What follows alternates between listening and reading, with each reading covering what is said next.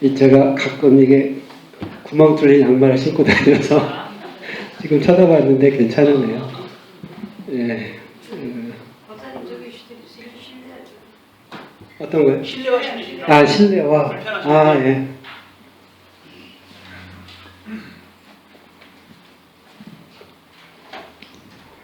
요즘에는 양말에 구멍이 뚫렸을 때 다시 꿰매서 신기가 쉽지가 않은 것 같아요. 예. 일단 바느질 솜씨가 제가 좀 별로 없고 그래서 소개 감사드리고요. 제가 이걸 그래서 조작을 해야 돼가지고 저는 이제 제 고향은 전라북도 김제입니다. 네, 전라북도 김제. 저희는 이제 이남 일녀인데, 저는 이제 막내로 태어났고, 저희 가족, 저희 형제는 이제 신포 있는 초등학교, 거기를 다녔습니다. 그리고 저는 이제 군산 초등학교 다녔었고, 네. 그다음에 이제 또 전주에 와서 또 대부분의 학창 시절을 보냈었고요. 대학은 서울에서 나왔었고, 저는 이제 가정의학 전문의입니다. 가정의학 전문의인데 진료도 10년 이상 했지만 또 외국계 제약회사에서 연구개발 책임자로 한 17년 정도 이렇게 근무를 했습니다. 그러다가 이제 제가 소개를 이제 좀 해야 될 것 같아서 이제 어떻게 제가 이렇게 생태에 관심을 갖게 되었는가 하는 건데요. 제가 이제 직장 생활을 이제 한 17년 정도 했었는데 직장 생활 하는 도중에 저기 나온 것처럼 이제 존 로빈스라는 분이 쓰신 음식혁명이라는 책을 읽었습니다. 저분이 어떤 분인지 궁금하시죠? 이제 베스킨 라빈스 아시죠? 아이스크림? 네. 제가 이제 베스킨 라빈스 아이스크림을 안 간 지가 한 20, 30년 된 것 같아요. 그 전에 다녔었는데, 지금도 31가지인지, 32가지인지 잘 모르겠습니다. 요즘에는 몇 가지인가요? 네, 여전히 써리원입니다. 요즘도 써리원인가요? 네. 이제 존 로빈스는 베스킨 라빈스를 부부가 창업을 했습니다. 이 부모님이. 이 존 로빈스의 아버지와 엄마가 같이 이제 베스킨 라빈스 써리원을 창업을 했고, 엄청나게 히트를 했죠. 1년 매출이 60년대 기준으로 1년 매출이 우리나라 돈으로 수조 원의 매출, 전 세계적으로 수조 원의 매출을 올렸죠. 그래서 이제 이 존 로빈스는 외아들이에요. 이 부부의 외아들입니다. 그리고, 그런데 이제 존 로빈스의 글에 보면 자기 집 마당에 아이스크림 모양으로 만든 풀장이 있었다고 해요. 풀장이 있었고, 그 다음에 아이스크림을 뭐 디저트로, 수시로 디저트로 먹고, 어떤 때는 아침 식사도 그냥 아이스크림으로, 그렇게 먹을 정도로, 이제 아주 뭐 아이스크림에 푹 빠져서 자기는 살았다, 이야기를 합니다. 그런데 이제 삼촌도 이제 같이 사업을 했었는데, 삼촌이 젊은 나이에, 이제 중풍으로 돌아가셨고요. 그 다음에 이제 아버님이 당뇨하고 이제 또 심혈관 질환 때문에 고생을 하는 거를 아들이 본 거죠. 그런데 이제 아들이 버클리 대학을 나왔는데 이제 부모님이 이제 아들이 이제 대학을 나오니까 이제 뭐라고 해서 너가 우리 가업을 이어야 되니까 대신 그냥 줄 수는 없으니까 너가 경영 능력이 있는 걸 보여라. 그러면 내가 너한테 이 가업을 주겠다. 이렇게 했습니다. 근데 그 미션이 뭐냐면 32번째 아이스크림을 개발을 해라. 이제 그렇게 이제 미션을 받은 거죠. 그런데 존 로빈스가 이게 전 세계에 뭐 퍼져 있는 프랜차이즈이지 않습니까? 그러니까 이제 세계 곳곳을 다닌 거예요. 현재 반응이 어떤지 그 궁금해서. 근데 이제 이 존 로빈스가 60년에 20대였으니까, 20살이었으니까 지금 나이가 좀 되셨겠죠. 이제 다니면서 보니까 이분이 알게 된 게 있어요. 베스킨 라빈스를 많이 먹을수록 건강에 심각한 문제가 생긴다라는 걸 알게 된 거죠. 그리고 자기 아까 말씀드린 삼촌도 그렇게 돌아가셨고 자기 아버지도 그렇게 이제 병으로 고생하시고 이걸 보고서 존 로빈스가 돌아와서 아버지한테 이야기를 하죠.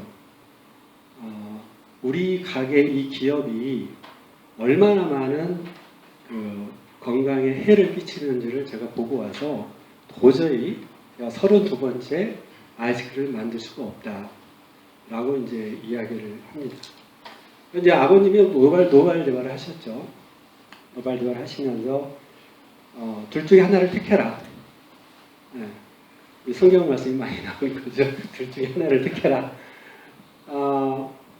너가 32번째 아이스크림을 개발하고 가업을 이을지 아니면 문자 그대로 1원 한 푼 안 받고 나갈지 그걸 결정을 해라. 이렇게 이제 아버님이 이야기를 하신 거예요. 그래서 이 존 로빈스는 그 자리에서 거부를 했는지 며칠 고민을 했는지는 모르겠으나 책에 그런 내용이 없어서 어쨌든 결과적으로 진짜 1원 한 푼 안 받고 떠납니다. 네, 떠나고 캐나다의 서부의 그 브리티시 콜룸비아 주라고 있지 않습니까? 그 주 앞에 있는 조그마한 섬으로 단칸으로 이제 그 오두막 집을 지어서 거기에 들어가서 평생을 살겠다라고 결심하고 들어가 사는 그런 이야기가 나옵니다. 그러면서 이제 왜 자기가 이런 고민을 했고 결단을 했는지 그리고 왜 음식이 우리 개인의 건강뿐만 아니라 지구의 건강에도 굉장히 중요한지를 상당히 재미있게 저한테 얼마나 재미있었느냐라고 물어보면 삼국지보다 재미있었다. 삼국지보다 재미있게 읽었습니다. 그래서 제가 저 책을 이제 읽고서 이제 성경을 다시 보게 된 거죠.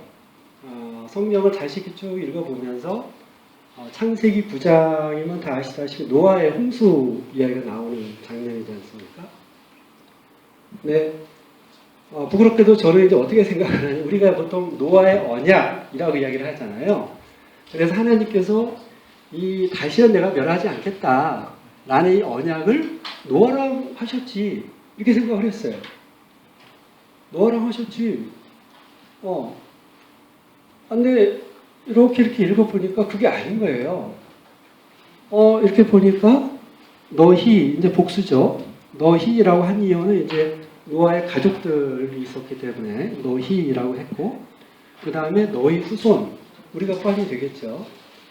너희 후손. 그 다음에 이게 놀라운 말이 나오는 거죠.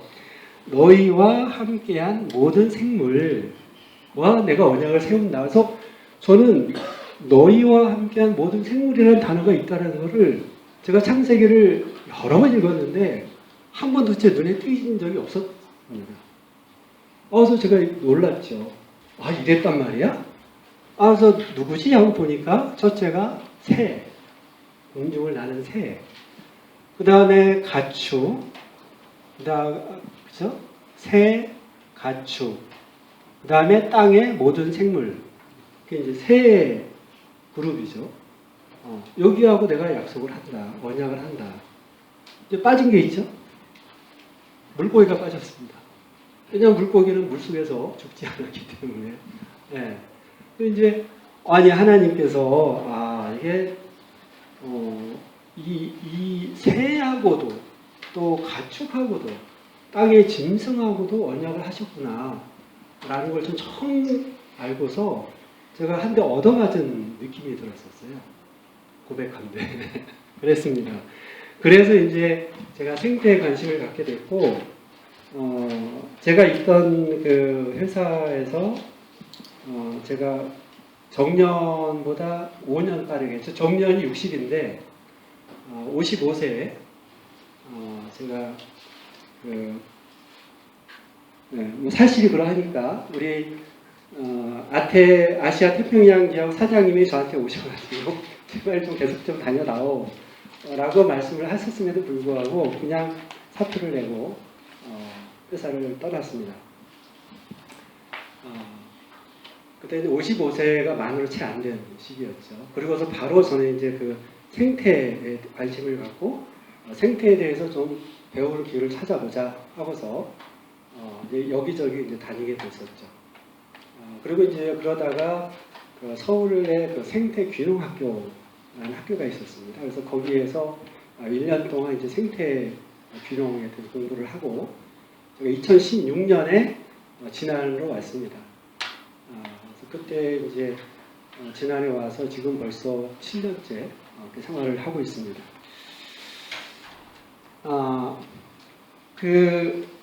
제가 이제 오늘 어떻게 이 구성을 했냐면요. 1부, 2부, 3부로 나눴는데 1부는 성경 말씀을 좀 다시 한번 읽어보는 시간을 가졌고요. 그 다음 2부는 지금 우리가 살고 있는 시대가 기후위기 시대라고 하지 않습니까?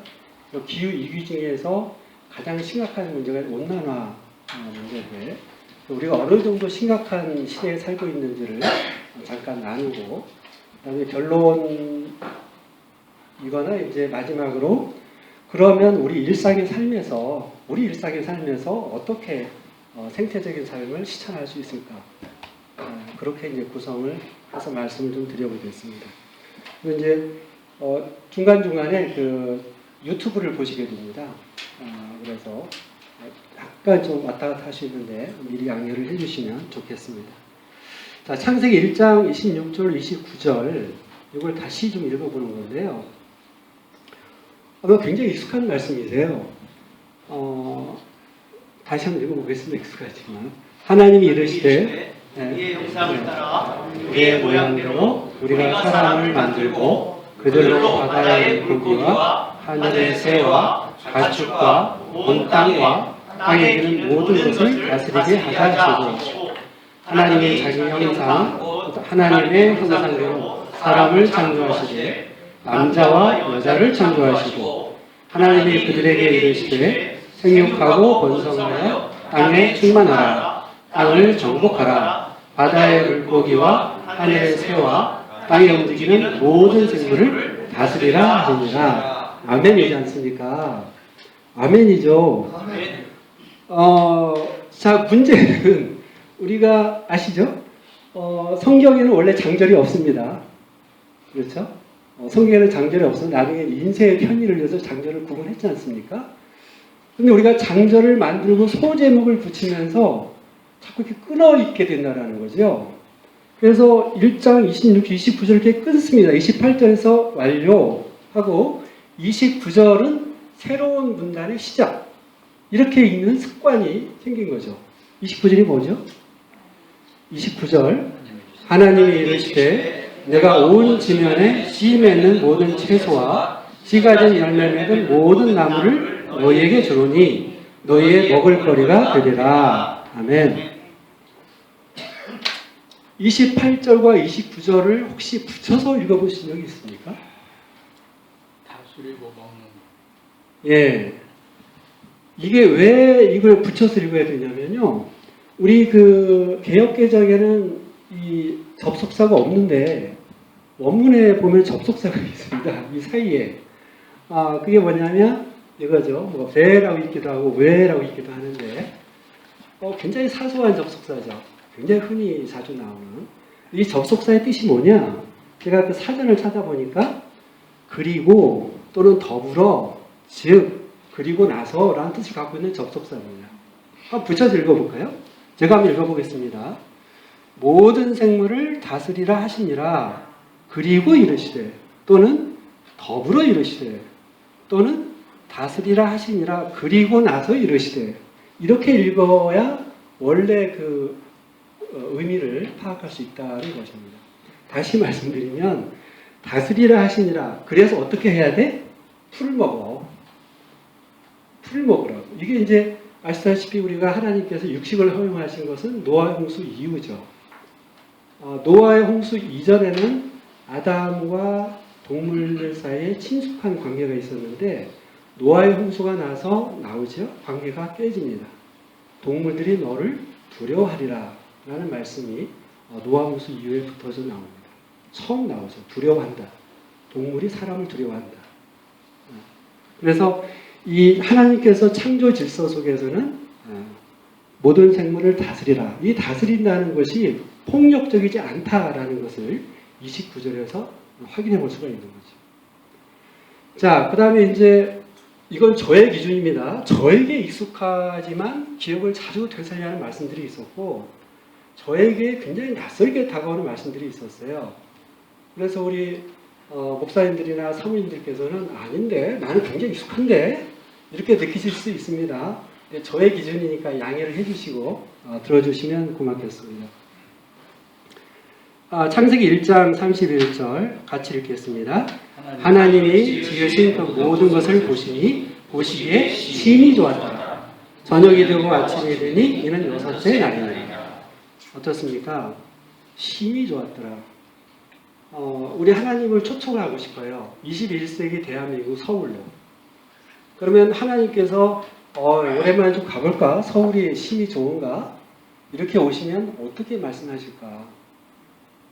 참 심히 좋구나. 이렇게 말씀하실지 아니면 심히 마음이 아프구나.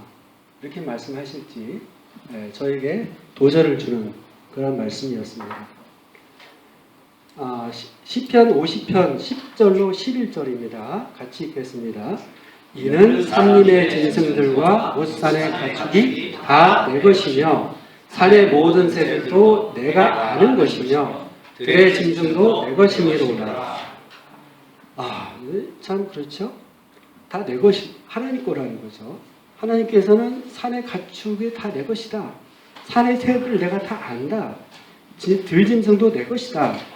욥기 41절 이렇게 나오죠. 온 천하에 있는 것이 다 내 것. 근데 우리 얼마 전에 설악산 오색 케이블카 다시 추진한다는 뉴스가 나왔지만 많은 사람들이 착각을 하죠. 원래 이 북미 아메리카에 인디언들이 살고 있었는데 유럽인들이 가서 인디언들에게 땅을 팔아라. 내가 돈을 잘 쳐줄 테니까 땅을 팔라라고 이야기했는데 인디언들이 그 말이 무슨 말인지 이해를 못했다지 않습니까? 아니 땅을 어떻게 사고 팔 수 있어? 이해를 못했죠. 그런데 이제 그 유럽인들은 소위 말하는 인플루저 운동이라고 해서 막 걸어서 이렇게 울타리를 치면 내 것이 돼버린 거예요. 인디언은 도저히 이해를 못했죠. 사실 성경 말씀은 다 하나님 것이다 라고 이야기를 하고 있습니다. 자, 시편 150편 6절 말씀입니다. 다 같이 읽겠습니다. 호흡이 있는 자마다 여호와를 찬양할지어다. 할렐루야. 저는 이 말씀에서 호흡이 있는 자, 이게 이제 시편은 150편 6절이 시편의 마지막 편 마지막 절입니다. 그래서 시편의 모든 내용을 이 한 말씀으로 끝내는 거죠. 호흡이 있는 자마다 여호와를 찬양할지어다. 할렐루야. 이 호흡이 있는 자가 저는 당연히 사람이지, 그것도 그리스도인이지 이렇게 생각을 했어요. 그런데 이 킹제임스 버전을 보니까 이게 이상한 거예요. Let every 저는 person, every man 이라는 단어가 나올 거라고 생각을 했는데 뜻밖의 everything이 나온 거예요. 이게 뭐지? 이거 혹시 오역 아니야? 이거 킹제임스 버전이 이게 오역을 한 거 아닐까? 이렇게 해서 쭉 찾아보니까 제 생각에 맞게 번역한 번역본이 하나가 있었습니다. 새 번역에서는 호흡이 있는 사람마다 여호와를 찬양할지어다 라고 번역을 했습니다. 하지만 새 번역을 제외한 모든 번역과 모든 영역이 영어 성경이 전부 다 everything이라고 번역을 하고 있습니다. 그래서 시편 기자가 원했던 것은 사람은 물론이고 하나님께서 지으신 모든 만물이 여호와를 찬양하기를 요구했던 것이죠.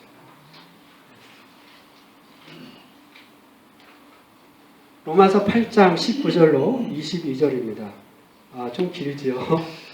같이 한번 읽어보겠습니다. 자, 피조물이 보리하는 바는 하나님의 아들들이 나타나는 것이니 피조물이 허무한데 굴복하는 것은 자기 뜻이 아니요 오직 굴복하게 하시는 이로 말미암음이라. 그 바라는 것은 피조물도 썩어짐의 종로로 탄데서 해방되어 하나님의 자녀들의 영광을 자유에 이루는 것이니라. 피조물이 다 이제까지 함께 단식하며 함께 고통을 겪고 있는 것을 우리가 아노라. 저는 이 말씀에서 저의 마음을 가장 이렇게 울컥하게 했던 것이 마지막 절이었습니다. 피조물이 함께 탄식하며 함께 고통을 겪고 있다. 네, 정말 지금도 눈시울이 뜨거워지는 말씀이고요. 골로새서 1장 16절 말씀입니다. 만물이 그에게서 창조되되 하늘과 땅에서 보이는 것들과 보이지 않는 것들과 혹은 왕권들이나 주권들이나 통치자들이나 권세들이나 만물이 다 그로 말미암고 그를 위하여 창조되었고. 아까 하나님께서 모든 것이 다 내 것이다 라고 말씀하셨는데 여기서는 골로새서 1장 16절에서는 또 놀라운 말씀하시죠. 이 천한 만물이 어떻게 창조되어서 그리스도로 말미암아서 이 천한 만물이 왜 창조되어서 그리스도를 위하여 인간 최종태를 위하여가 아니고 우리 삼성이나 LG나 현대와 어떤 비즈니스를 위해서 창조된 게 아니고 삼성 스마트폰을 만드는데 히스토리가 필요하죠. 그러니까 이 히스토리는 삼성 핸드폰을 위해서 존재하는 거야. 그가 아니라는 거죠. 이 동물이든 식물이든 천연자원이든 모든 우리는 보통 자원이라고 해서 영어로 리소스 자원이라고 심지어 저희가 다니는 회사에서는 사람도 자원이라고 합니다. 인적 자원이라고 하죠. 영어로 human resource. 리소스라는 것은 자원이라는 뜻입니다. 사람도 자원이에요. 모든 것을 자원으로 봐요. 비즈니스에서 존재하는 거예요. 성경 말씀은 그렇지 않다는 겁니다. 이 모든 것이 그리스도를 위하여 창조되었다. 자, 이제 저한테 아주 낯설게 느껴지는 말씀들입니다. 시간이 없어서 제가 좀 빨리 저 혼자 읽겠습니다. 창세기 2장 19절입니다. 여호와 하나님이 흙은 원어로는 아담하죠. 각종 들짐승 곡중에 각종 새를 지으시고 아담이 무엇이라 부르나 보시려고 그것들을 그에게로 이끌어 가시니 그는 아담이겠죠. 아담이 각 생물을 부르는 것이 그 이름이 되었더라. 여기에서 각 생물이라는 것이 네페시 하야라고 되어 있는데요. 이 네페시 하야에서 이 하야라는 것은 이브를 다른 말로 하와라고 하죠. 하와, 산자의 어머니. 하야와 하와는 같은 어근에서 나온 거죠. 네페시라는 것은 이게 나중에 어떻게 보냐면 헬라어로 가면 푸시케가 되고 영어로 가면 소울이 됩니다. 소울, 영혼. 그래서 이거를 보면요. 아담이 각 네페시 하야, 살아있는 소울, 리빙 소울이 되는 거죠. 리빙 소울이라고 부릅니다. 짐승을 리빙 소울이라고 부르는 거예요. 저한테 굉장히 낯설은 말씀이었어요. 창세기 2장 7절. 이 네페시 하야라는 말은 처음에 누구한테 적용되냐면요. 창세기 2장 7절에 있습니다. 여호와 하나님이 땅, 아담아의 흙, 아파르는 흙, 먼지죠. 로 아담을 지으시고, 이걸 이제 좀 맛을 느끼기 위해서 여호와 하나님이 아담아의 아파르로 아담을 지으시고 생리를 그 코에 불어넣으시 사람이 생명이 되니라. 네페시 하야가 또 나왔죠. 여기서 생명이라는 단어가 living soul이라는 단어입니다. 그래서 정확하게 번역하면 living 살아있는 혼, 영혼이라고 되겠죠. 왜냐하면 영이라는 것은 스피릿이니까 좀 다르죠. 그래서 저한테 놀라웠던 것이 아담이 네페시 하야인데 세상에 짐승도 네페시 하야라고 부르네. 네.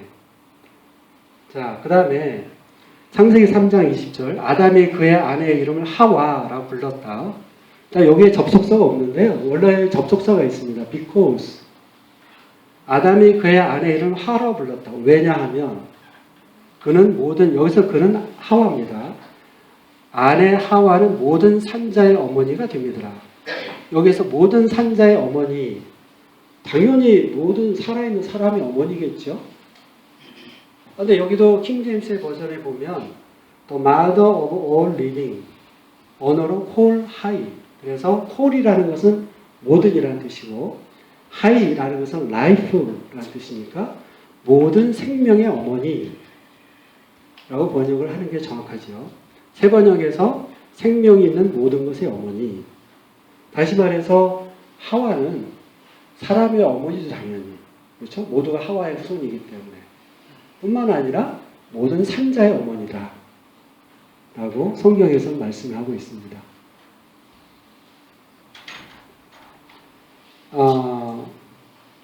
시간이 이렇게 많지는 않아서 욥기 38장 까마귀 새끼가 하나님을 향하여 부르짖으며 먹을 것이 없어서 허우적거릴 때 그것을 위하여 먹이를 마련하는 이가 누구냐. 이게 어떠시냐고 저한테는 이것도 굉장히 가슴이 뜨거웠어요. 왜냐하면 이제 저희 집이 그 산 중턱에 있는데요. 겨울이 되고 먹을 것이 없으면 그 들고양이들이 이렇게 간혹 나타납니다. 들고양이가 먹을 것이 없으니까 막 내려오는 거죠. 그리고 멧돼지도 가끔 출몰하고 고라니는 뭐 수시로 나타나고요. 먹을 것이 없으니 내려온 거죠. 이 먹을 것이 없으니까 이 깡 새끼들이 자기 엄마를 위해서 부르짖겠지만 성경에서는 하나님을 향하여 부르짖는다라고 표현을 하고 하나님이 먹을 것을 마련해 주신다. 하나님께서 돌보신다라는 거죠. 까마귀 새끼를. 예수께서도 그러셨죠. 참새 한 마리도 하나님의 뜻이 아니면 떨어질 수 없다. 저는 그 말씀을 같이 연상케 하는 그러한 말씀이었습니다.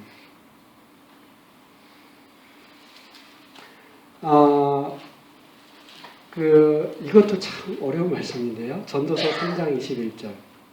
인생들의 혼은 이제 원어로는 루아흐라고 되어 있는데요. 정확하게 번역하면 소울이 아니라 스피릿입니다. 영. 그래서 사람에게 영이 있다. 그렇죠. 영이 있죠. 하나님께서 불어 넣어 주셨으니까. 그런데 그 다음이 짐승의 혼이라는 게 또 나오는 거예요. 여기에도 원어는 루아흐, 똑같은 루아흐가 쓰였고, 이것도 역시 영이죠, 영. 그래서 전도서 기자가 인생들의 영은 위로 올라가고, 짐승의 영은 아래, 땅으로 내려가는지 누가 알겠는가? 라고 물어보는 거죠. 놀랍지 않습니까? 그 다음 마지막입니다.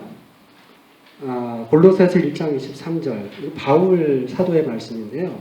만일 너희가 믿음에 거하고 터 위에 굳게 서서 너희 들은 바 복음의 소망에서 흔들리지 아니하면 그리하리라. 이 복음은 천하 만민에게 전파된 바요. 나 바울은 이 복음의 일꾼이 되었다. 여기에서 천하 만민, 모든 사람이죠. 근데 킹제임스 버전에서는 to every man이라고 하지 않고 to every creature which is under heaven 이라고 했습니다. 이제 그 뒤에 있는 건 헬라 원문인데요. 원문하고 킹제임스 버전이 정확하게 일치하죠. 저는 이거는 진짜 복음이 어떻게 사람이 아닌 하늘 아래에 있는 모든 피조물에게 복음이 선포되었다고? 이게 받아들여지십니까? 네. 저한테는 굉장히 낯선 말씀드렸습니다. 그래서 정리를 하면 제가 읽기로는 저는 사실 하나님께서 이렇게 알고 있었습니다. 하나님께서 인간을 제외한 모든 만물은 어떻게 지으셨죠? 말씀으로. 그렇죠. 그런데 인간만이 특별하게 직접 흙으로 빚으셨다. 이렇게 저는 알고 있었어요. 그리고 인간에게만 영을 주셨고 인간에게만 복음이 전파됐고 하나님께서 인간의 영혼을 구원하신다. 이렇게 알고 있었는데 이렇게 다시 성경 말씀을 읽어보니 내 생각이 아닐 수도 있겠다. 이런 느낌을 제가 갖게 된 거죠. 아까 제가 그냥 넘어갔었는데,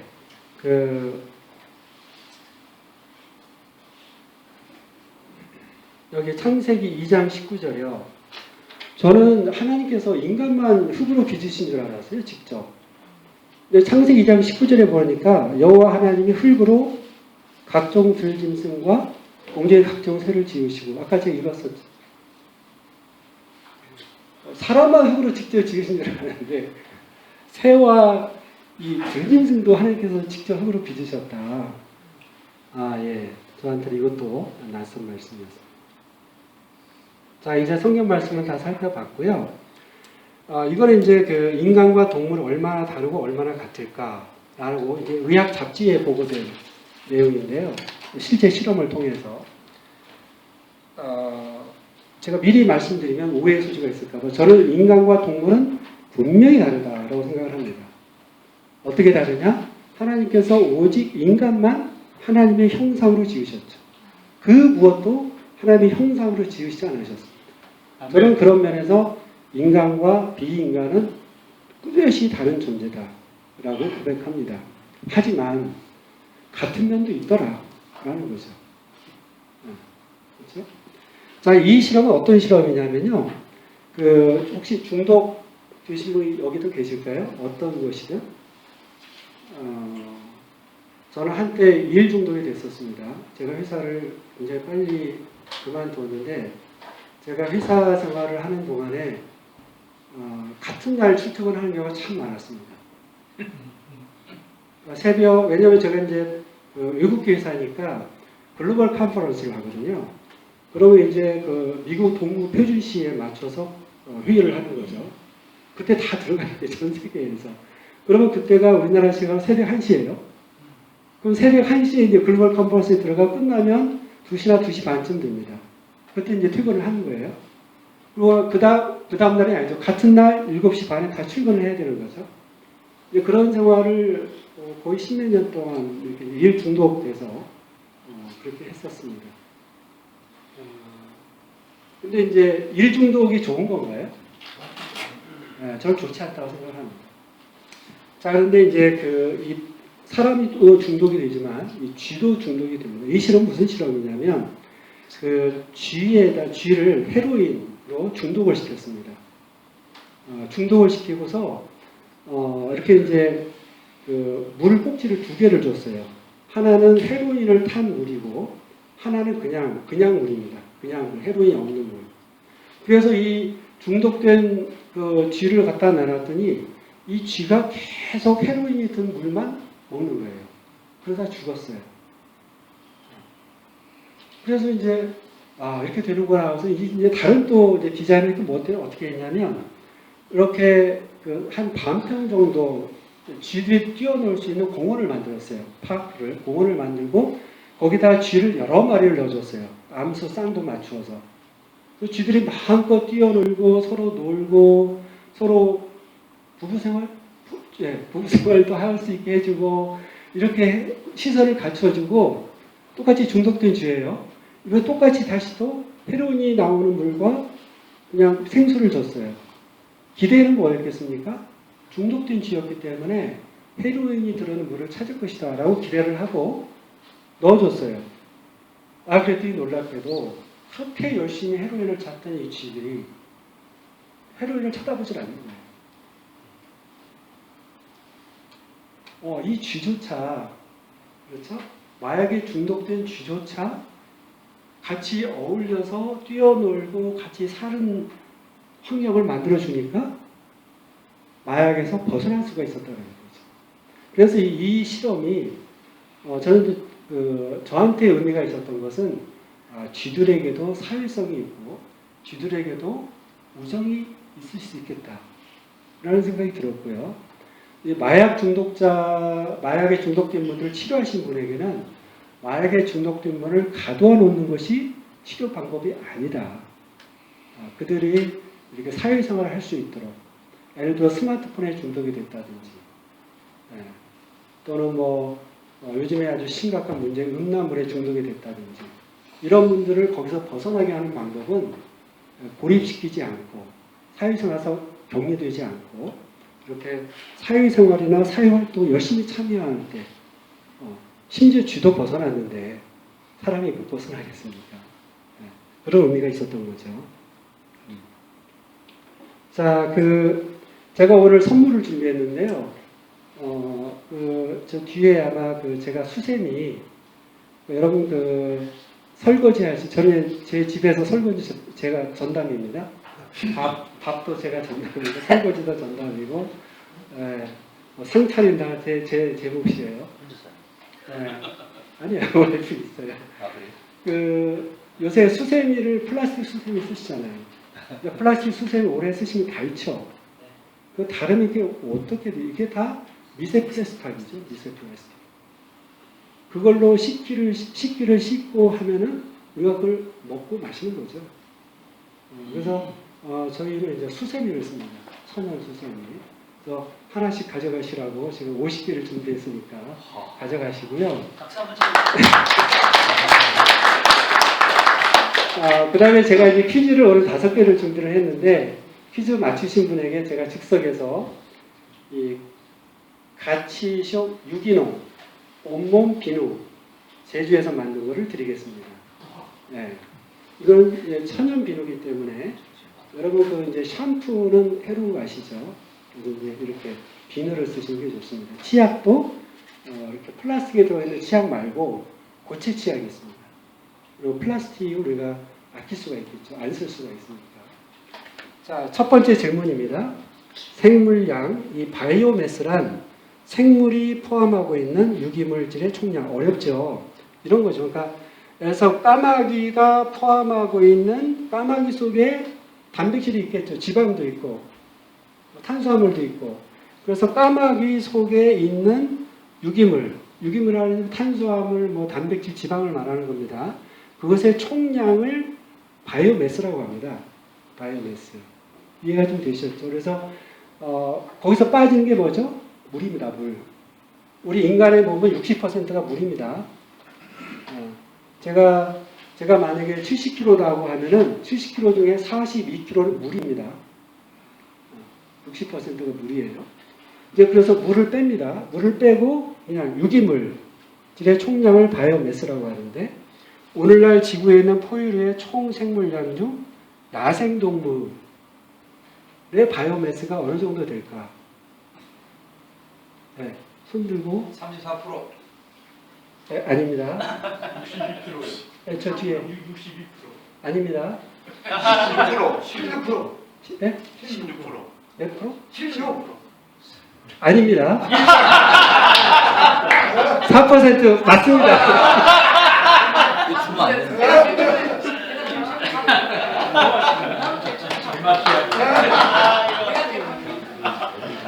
예, 4%입니다.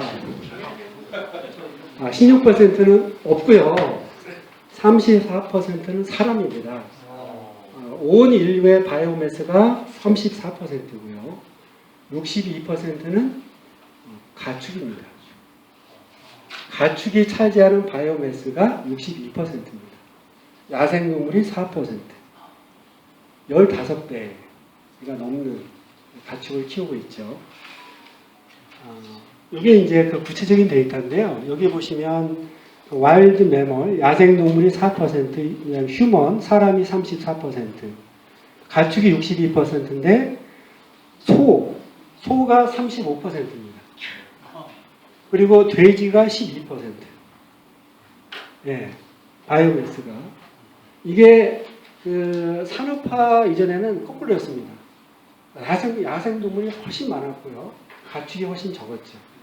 이게 그동안에 이제 사람들이 육식에 익숙해지면서 저렇게 야생동물이 급속히 줄고 가축이 많아진 것이죠. 그런데 그래서 그게 뭐가 문제인데? 가축 많으면 좋잖아. 또 뭐가 문제야? 가축이 많은 것이 이따 좀 나올 것 같은데 이따 나오면 말씀드릴게요. 저기 왜 심각한 문제인지 이따 말씀드리겠습니다. 그것도 퀴즈가 걸려있기 때문에 지금 말씀드리면 안 될 것 같아요. 어쨌든 지금 이렇게 좀 놀라운 자료죠. 또 한 가지는 이제 야생 동물의 서식지를 무참히 지금 다 없애고 있다라는 것이죠. 참 뉴스 볼 때 참 마음 아픈 게 있는데요. 가끔 뭐 산에 있어야 될 야생 동물이 인간의 거주지로 쳐들어왔다 이런 표현 쓰지 않습니까? 그게 공정한 표현인가요? 반대죠, 사실은. 인간이 쳐들어간 거죠, 이쪽으로. 이번에 코로나도 그래서 생긴 거 아니겠습니까?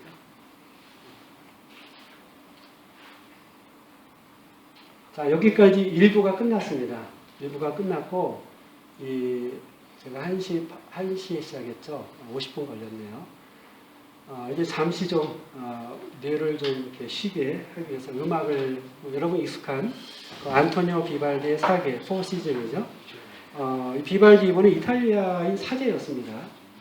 사제였고 1725년에 이걸 작곡을 했는데 이때는 산업혁명이 보통 1750년이라고 보니까 이전에 작곡을 했었고 이 당시에 세계 인구가 7억 명 남짓되었었습니다. 여기 잘 될지 한번 테스트도 해보고요.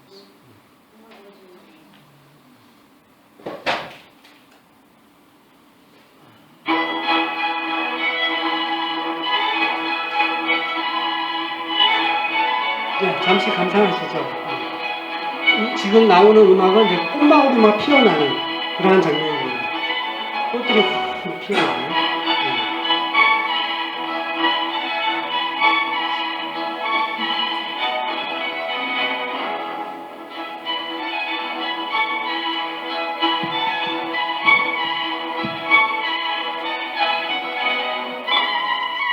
이거는 이제 새들이 지저귀는 소리입니다.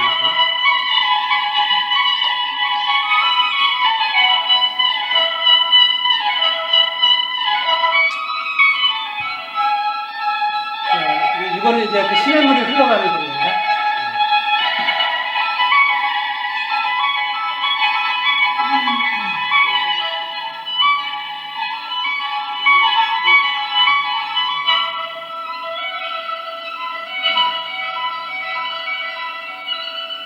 조금만 더 감상하실게요.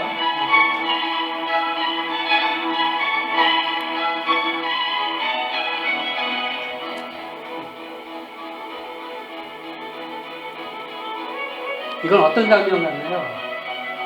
짐승들이 이렇게 뛰어다니는.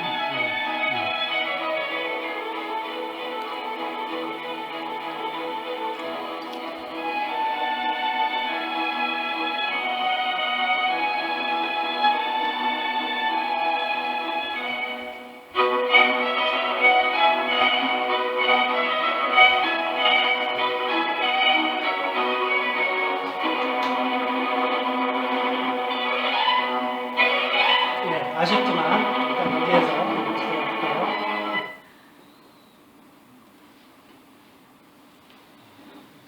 예,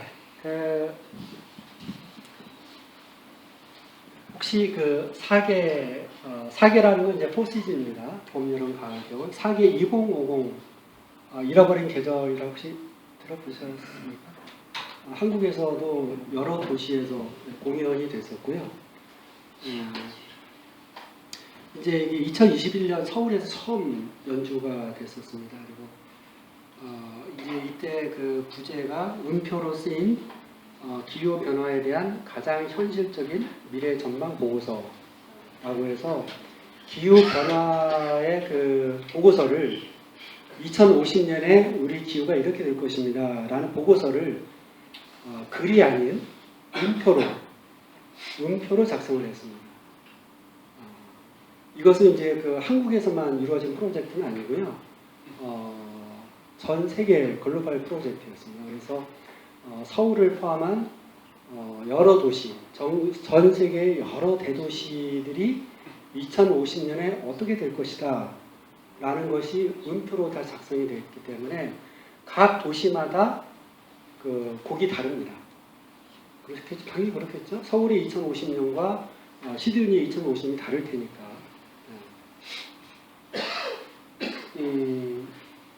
어떻게 했냐면요. 비발디 사계 곡이 있지 않습니까?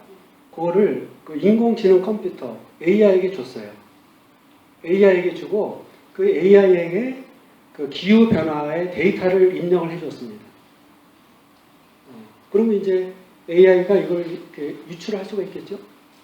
그래서 AI가 비발디 사계하고 그 입력된 데이터를 조합을 해서 비발디 사계를 편곡을 한 거예요. 각 도시마다 편곡이 다르죠. 그거를 이제 각 도시마다 이렇게 연주를 했었고, UN 그 본부에서도 이 2050 사계가 연주가 됐었습니다. 그 UN에서 그 기후 변화 당사국 회의를 할 때 이 노래가 연주가 됐었죠. 같이 한번 들어보실게요.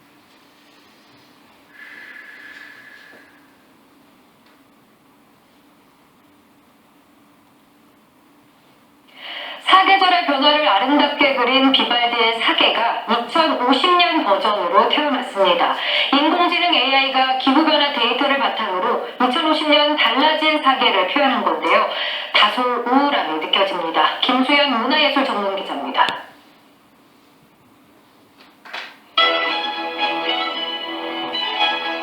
비발디는 1725년 사계에서 새들이 노래하는 따뜻한 봄날을 그려냈습니다. 2050년 서울의 봄은 음울합니다. 새들의 즐거운 노래는 사라지고 음산한 울부짖음이 남았습니다. 점점 종이 물종이거나 개체의 수가 작아지는 이제 그런 암울하고 좀 불안한 그런 뉘앙스를 가지고 있는 노래와 춤으로 풍성한 수확을 축하하던 가을은 무력화음이 난무하는 불길한 가을이 됐습니다. 인공지능이 기후변화 데이터를 적용해 편곡한 불확실한 사계 서울 버전입니다. 원곡에 없는 타악기 음향을 더해 더 강력해진 태풍과 폭염을 표현합니다. I get a little scared and also mixed with some sadness. As the father of two young children, I guess I worry about the future of the world. 불확실한 사계는 온실가스 배출이 현 추세대로 지속될 경우 2050년을 예측한 기후변화 시나리오가 바탕입니다. 데이터 과학자와 기후변화 연구자, 음악가들이 함께하는 글로벌 프로젝트로 세계 각지에서 공연 중입니다. 지역마다 조금씩 다른데 가을이 아예 없어지는 버전도 있고 해수면이 상승해 잠길 것으로 예측된 상하이 버전은 침묵만 남았습니다. We hope the prediction data in 10 years' time for the 2050 will be much better than now. That's why we started this. 오는 20일 한국초연은 AI가 편곡한 사계와 비발디의 원곡을 함께 연주해 기후변화의 심각성을 생생하게 전달할 예정입니다. SBS 김수현입니다. 네, 안녕하십니까. 김현우입니다. 더 많은 뉴스와 라이브 이벤트를 보고 싶으시면 화면 인상적이었던 것은 상해가 물에 잠겨서 상해 비발디가 다 침묵으로 채워진다는 것이죠. 그리고 또 하나는 원래 비발디 사계에서 봄은 너무나 생명이 넘치는 부분이기 때문에 현악기로밖에 연주할 수가 없었습니다. 다른 걸로 표현이 안 됐어요. 그런데 거기에 타악기가 등장한다는 거죠. 그러니까 타악기의 강한 음이 필요할 만큼 기후 변화가 심각하게 나타난다. 그런 걸 알 수가 있었고요. 그러면 1725년하고 이때가 2021년이거든요. 그때 도대체 무슨 변화가 있었느냐. 제 강의 2부가 좀 시작이 됩니다. 제가 1960년생입니다. GT죠. 네. 그 60년에 세계 인구가 그러니까 아까 1725년에 7억이라고 했잖아요. 근데 60년에 30억이 됐고요. 2020년에 78억이 됐고, 그다음에 대기중 이산화탄소가 315 ppm, 415 ppm이고, 그다음에 미개척지라고 하면 이제 아마존 산림 같은 거죠. 62%에서 35% 줄었습니다. 우리가 지금 어떤 세상에 살고 있는지 궁금하실 때가 있죠. 하루에 몇 명이 태어나고 지금 세계 인구가 얼마고 지금 하루에 낙태가 얼마나 이루어지고 있고 이거를 볼 수 있는 통계가 여기에 나와 있습니다. 잠깐만 보실게요.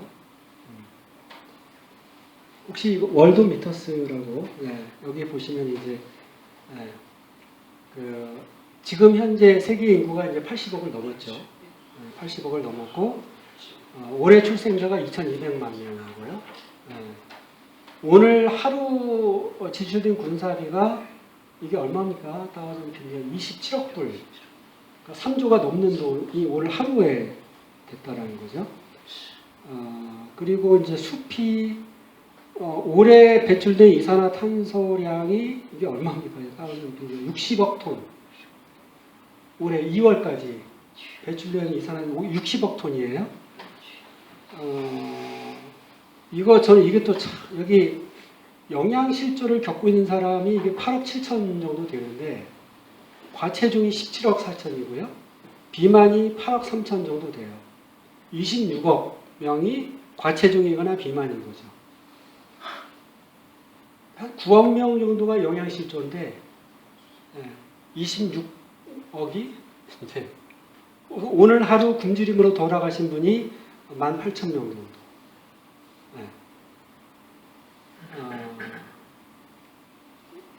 이것도 참 그렇죠.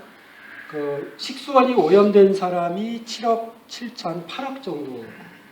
그러니까 지금 전 세계 인구가 80억이지 않습니까? 80억인데 식수원이 오염된 사람이 한 8억 정도 돼요. 그럼 10명 중에 1명은 지금 오염된 식수를 마시고 있다는 거죠.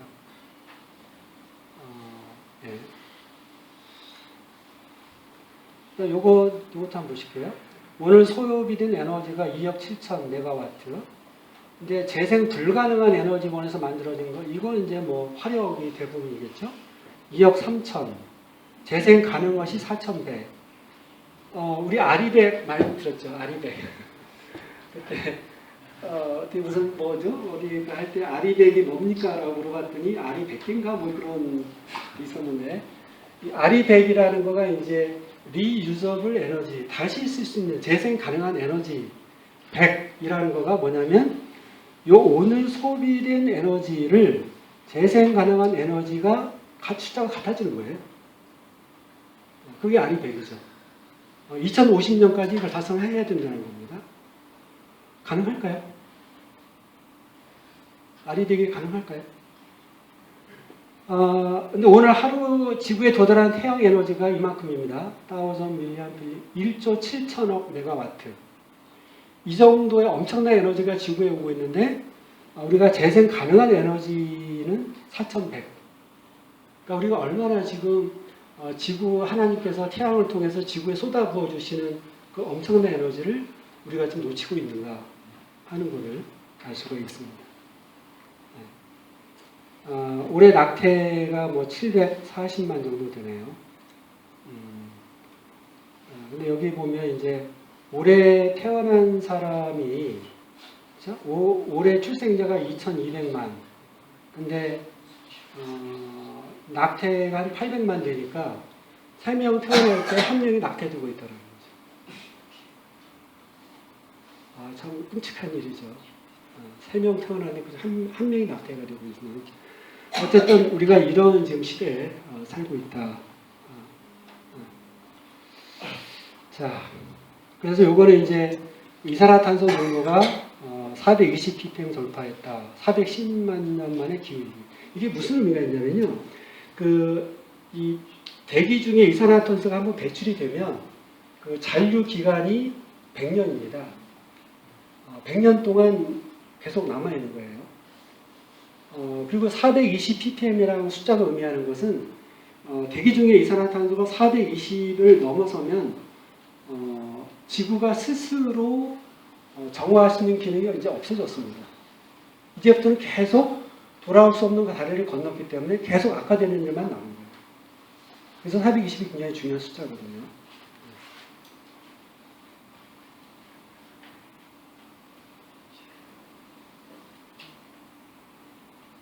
지난달 측정한 전 세계 이산화탄소 농도가 420ppm을 넘어서 또 한 번 사상 최고치를 갈았습니다.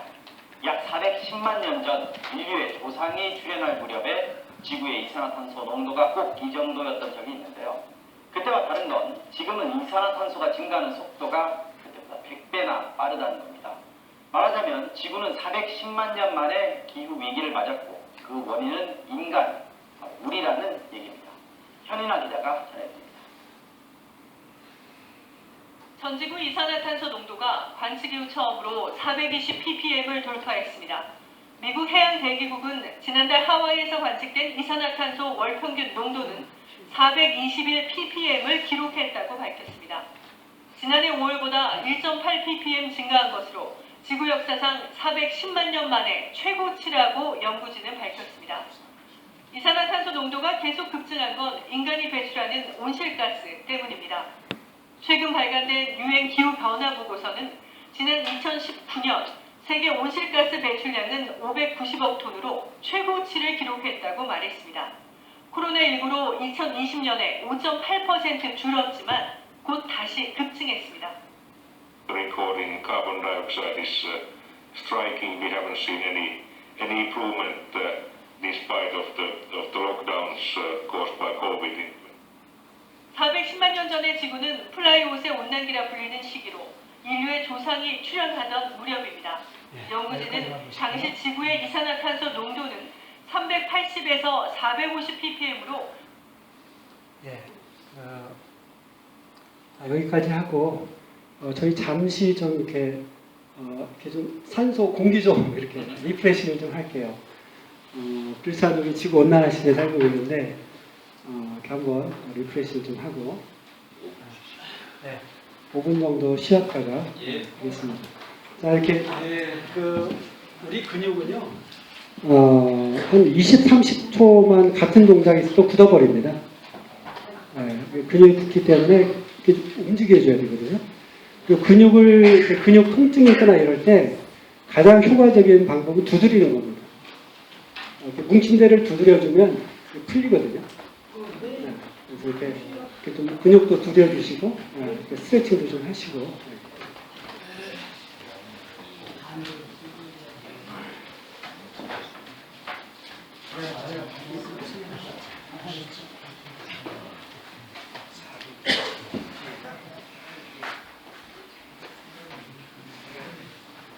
그 양쪽에 창문 조금 열었다 환기를 좀 시키시죠. 지난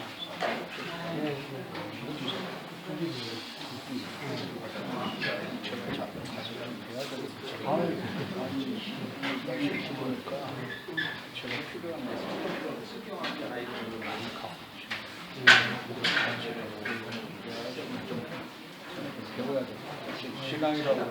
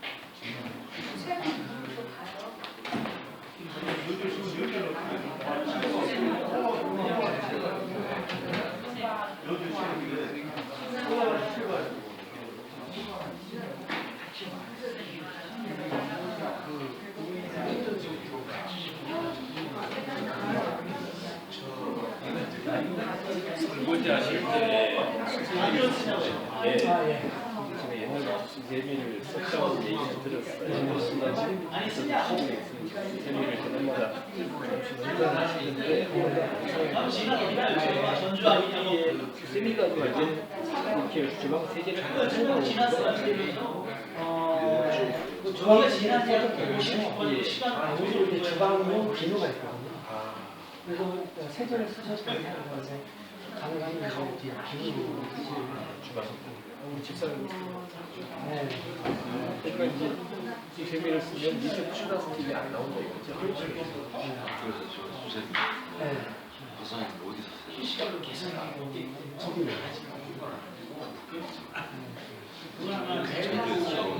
아, 네. 고기 나오잖아요.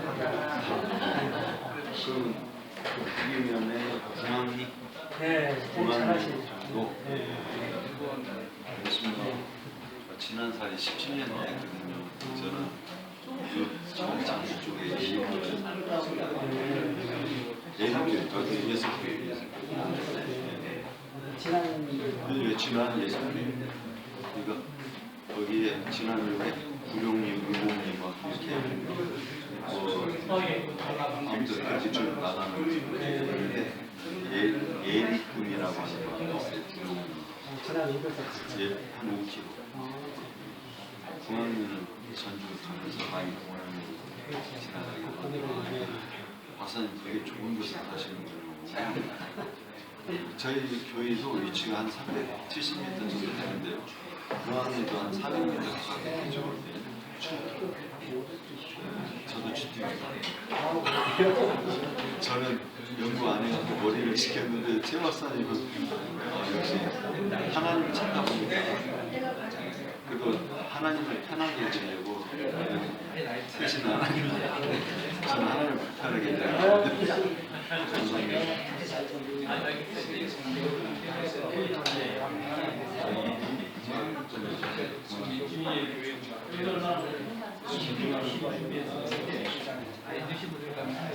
들을만하세요? 목사님 들을만하세요? 저를 이렇게 보신다고 하면 제가 남아있는 나라의 제가 조금이라도 좀잘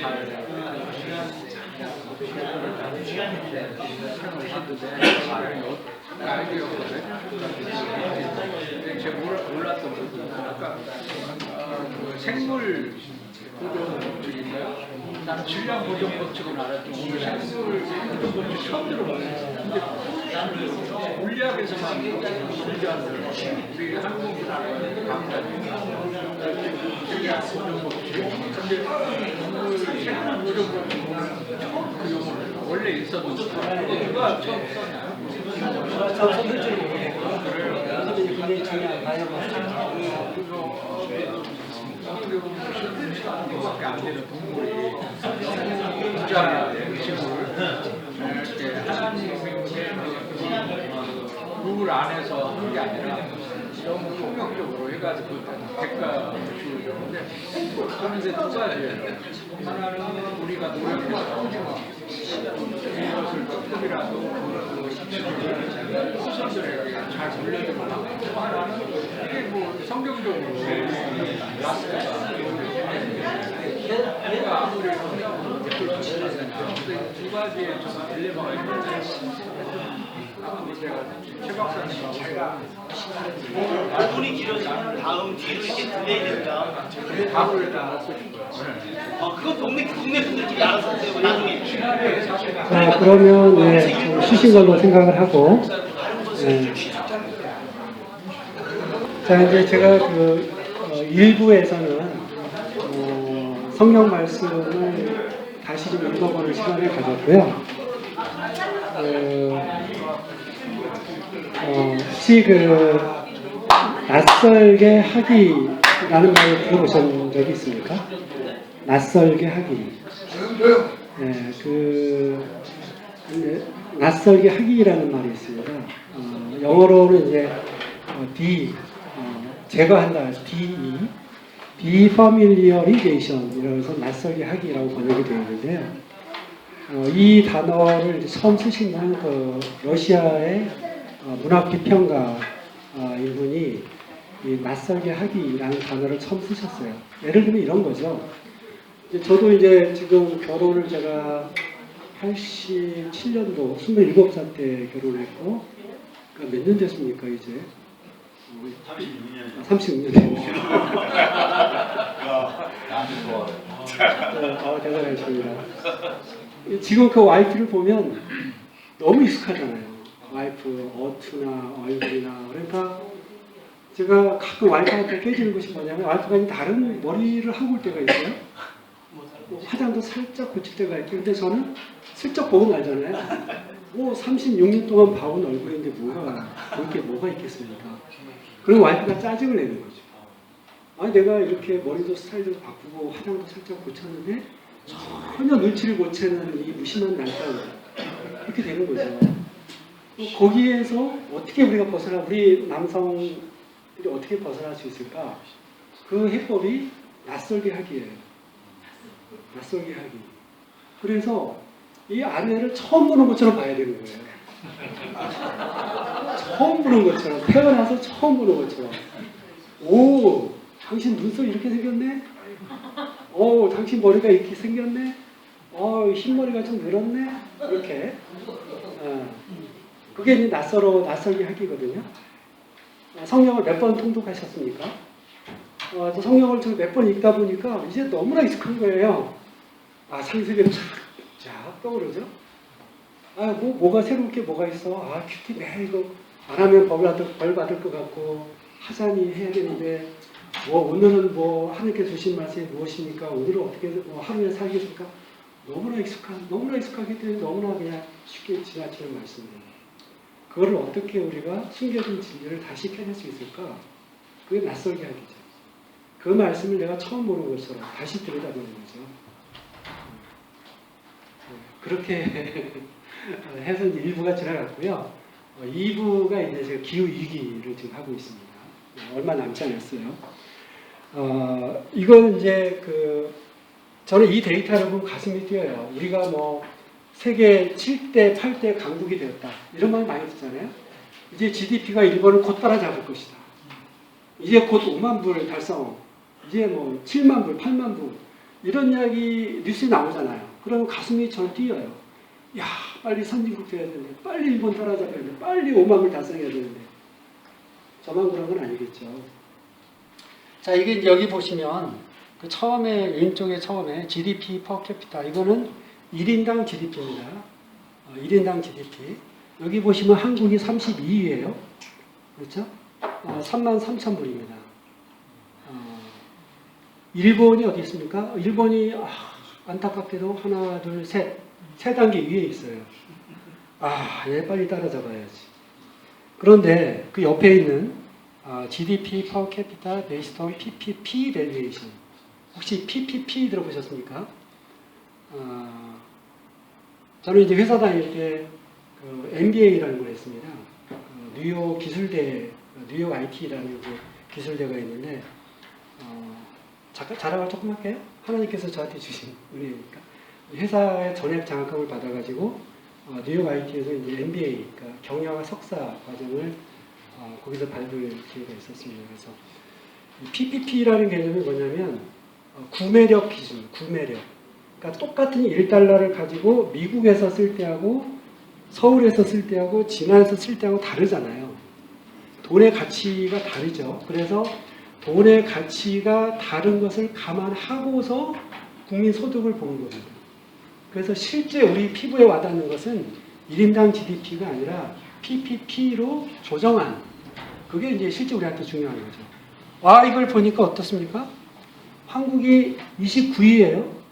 그렇죠? 29위. 54,000불입니다. 일본은 어디 있습니까? 아이고, 한참 밑에 있네. 일본이 37위, 49,000불. 5만 불도 안 돼요. 되게 시원하죠. 어제가 3일절인데.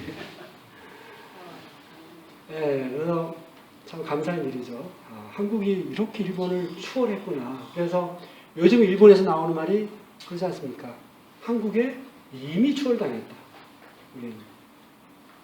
이게 이제 요새 일본에서 나오는 이제 회자들은 이야기라고 합니다. 흐뭇하시죠? 저도 흐뭇합니다. 네, 진짜 감사하고 흐뭇하죠. 자, 그런데 KBS 시사기획 창 2021년에 풍요의 역습이라는 내용이 나왔는데요. 이걸 비디오를 본 건 아니고 여러분 그 GDP라는 게 어떤 거냐면요. 잠깐 한번 생각을 해볼게요. 제가 이제 그 텃밭을 하고 있는데 제 텃밭에서 옥수수하고 뭡니까? 옥수수 멧돼지가 진짜 좋아하더라고요. 옥수수하고 감자를 제가 키웠다고 생각을 해봅시다. 너무 많은 거예요. 그럴 일은 없었습니다. 여기 7년 사는 동안에. 그래서 제가 이제 너무 많으니까 제가 우리 목사님하고 이렇게 나눔을 했다고 합시다. 제가 이게 많이 나왔는데 좀 드십시오라고 제가 거저드렸어요. 판 게 아니라. 그러면 거기에서 발생한 GDP는 0원입니다. 0원. 그런데 제가 이거를 가지고 이제 바리바리 싸가지고 지난 읍내에서 4일장, 9일장 열리죠. 할머니 시장. 거기 가서 팝니다. 얼마를 받고 팔아요. 그래서 제가 이거를 만약에 10,000원을 받고 팔았다 합시다. 그러면 GDP가 어떻게 됩니까? 10,000원이 발생한 거예요. 그리고 제가 거기 가는 동안에 기름값 썼죠? 기름값 쓴 만큼 또 주유소가 돈을 벌었지 않습니까? 제가 10,000원 벌고 주유소가 또 10,000원 벌었어요? 그러면 제가 할머니 시장에 가서 팔면 20,000원이 발생한 거예요. GDP가. 그런데 우리나라 현재 농수산 시장은 어떻게 되어 있죠? 모든 농산물, 수산물은 어디로 갑니까? 서울 가락동으로 갑니다. 서울 가락동으로 다 가서 거기서 경매를 거쳐서 다시 내려오죠. 그럼 제가 감자하고 옥수수를 서울 가락동으로 트럭에 실어서 보냅니다. 거기서 경매를 하고 다시 내려옵니다. 지난 농협으로. 그러면 GDP가 5만원, 10만원이 발생합니다. 어떤 때 가장 행복할까요? 제가 우리 목사님하고 거저 나눌 때 가장 만족하고 행복감이 높죠. 그렇게 하면 GDP가 0원이에요. 그런데 몰라, 내가 그 목사님하고 내가 알 게 뭐야, 알아서 드시라고 그래, 나는 팔 거야. 서울 가락동을 올려보내고 겨우 다시 내려와 지난 농협으로 제가 북위에서 만들어낸 농협, 지난 농협에 그 상품이 왔다 옵니다. 그럼 GDP 10만원이 생겨요. 좀 웃기지 않나요? GDP가 이런 거라는 거죠.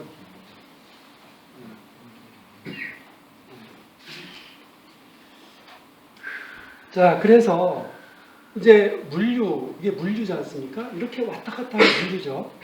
인구 1인당 이산화탄소 배출량을 보니까 한국이 세계 1위, 2위, 3위, 4위입니다.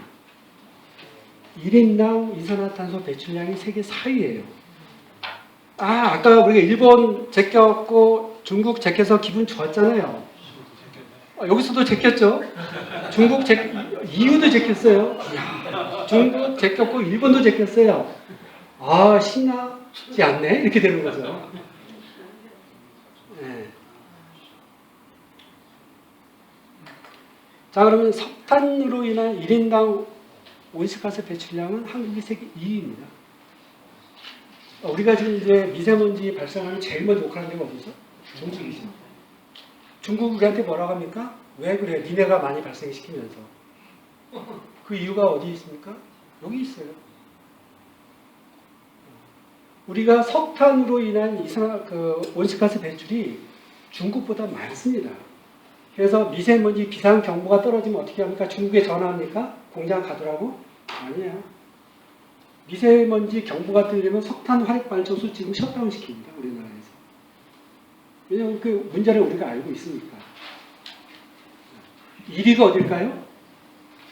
이건 퀴즈 아닙니다. 1위는 호주입니다. 호주. 호주가 이렇게 석탄이 많이 되죠.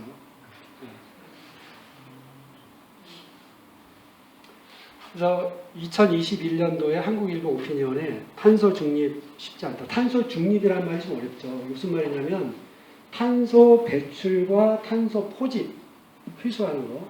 이것이 제로입니다. 더하기 빼기 때 제로를 탄소 중립이라고 하죠. 자, 이제 우리가 지금 어떤 상황인지 제가 보여드리려고 한 겁니다. 이 가로축은 연도입니다.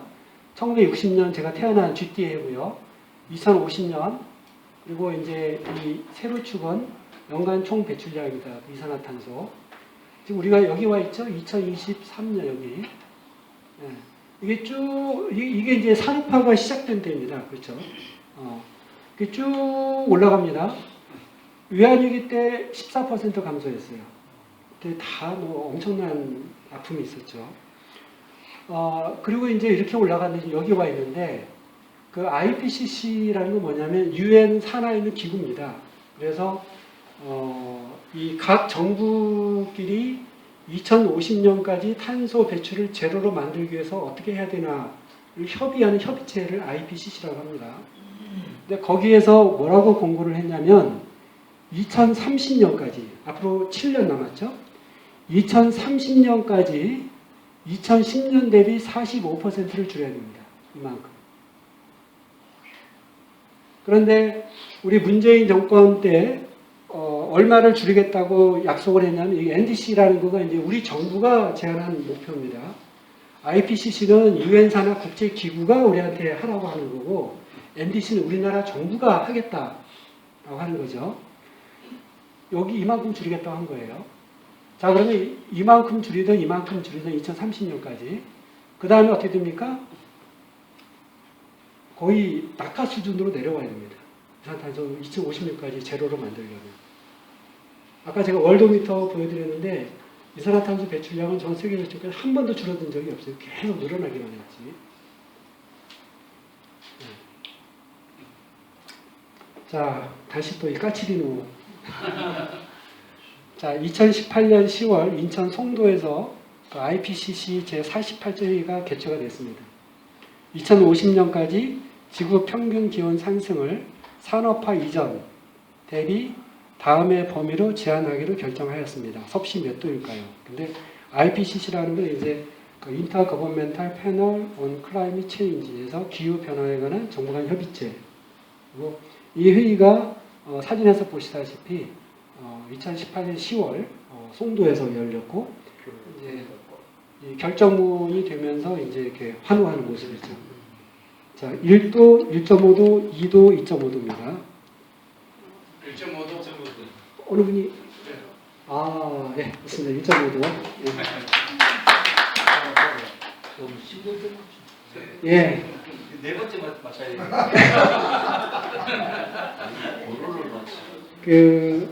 이게 무슨 말이냐면요. 아까 제가 이산화탄소는 한 번 배출되면 100년을 간다고 했잖아요. 그러면 1.5도 2050년까지 산업화 되기 이전 이 기준입니다. 1.5도 이상 안 올라가야 그나마 이게 유지가 그만큼 되는 거예요. 근데 지금 산업화 이후에 지금까지 얼마가 올랐습니까? 산업화 이후 지금까지 얼마가 올랐을까요? 1.3도가 올랐습니다. 지금 현재. 그러면 남은 게 얼마입니까? 0.2도 남았어요. 앞으로 0.2도 이상 오르면 아까 그 2050 사계 그것이 현실이 될 수 있는 그런 상황인 거죠. 자, 퀴즈. 젖소 한 마리와 자동차 한 대 누가 더 많은 온실가스를 만들까? 네, 여기 제일 먼저 빨랐습니다. 젖소 한 마리.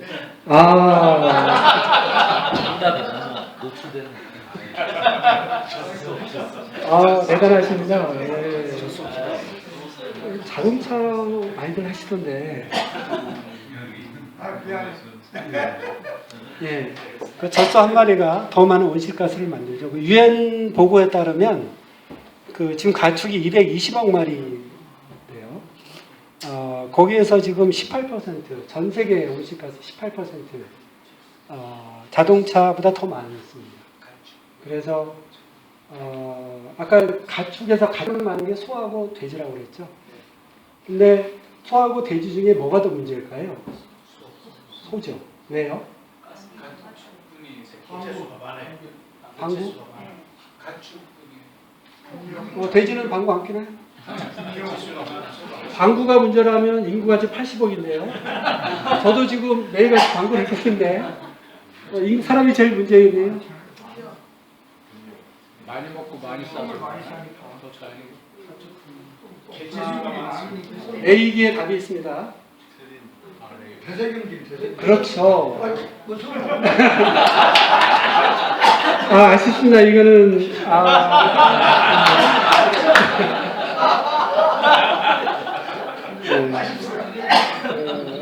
A기에서 정결한 음식으로 음식이 아니죠. A기에서 정결한 짐승으로 되어 있는 그 되새김질하는 소가 되새김질하면서 그 소의 위 속에는 이렇게 미생물이 있습니다. 그래서 미생물이 이제 음식이 들어온 걸 분해를 시켜요. 그 과정에서 메탄이 나옵니다. 소가 트림을 할 때 그 메탄이 나오죠. 그래서 그 메탄이 이산화탄소보다 온실을 유발하는 효과가 21배가 높습니다. 21배. 그래서 아까 제가 이렇게 바이오매스의 지금 64%가 가축이라고 했는데, 그래서 이제 이게 문제가 되는 겁니다. 처음에 이 소의 트림이 지구 온난화의 주범이다 라는 뉴스가 나왔을 때 많은 사람들이 웃었습니다. 헛소리라고. 저도 그때 웃었어요. 무슨 헛소리야 이게. 근데 그게 사실이죠. 그래서 지구 온난화가 걱정이 되신다면 자동차를 안 타시는 거 좋죠. 저도 가능하면 걸어 다닙니다. 자전거 타고. 더 중요한 것은 음료를 줄이거나 끊는 겁니다. 그것만 잘하셔도 자녀 보호, 자녀 사랑을 실천하시는 거죠. 자녀의 미래가 걱정되신다면 육식을 줄이십시오. 소고기 1kg을 생산하는데 물 2만 리터, 사료 7kg이 됩니다.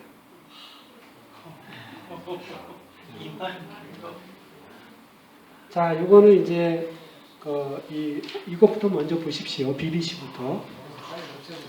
자, Climate Change Food Calculator, What's Your Diet의 카본 풋프린트. 이게 좀 어렵죠. 이게 뭐냐면 클라이밋 체인지, 기후를 변화시키는 음식 계산기라는 뜻입니다. 그리고 당신이 먹는 음식의 이산화탄소 발자국. 이게 뭐냐면 한번 해보겠습니다. 이게 뭐냐면 내가 하루에 사과 하나를 먹으면 이산화탄소 얼마나 생기는지, 내가 하루에 한 번 소고기를 먹으면 이산화탄소가 얼마나 생기는지를 계산해 볼 수 있게 BBC가 만들어 놓은 거예요. 한번 해볼게요.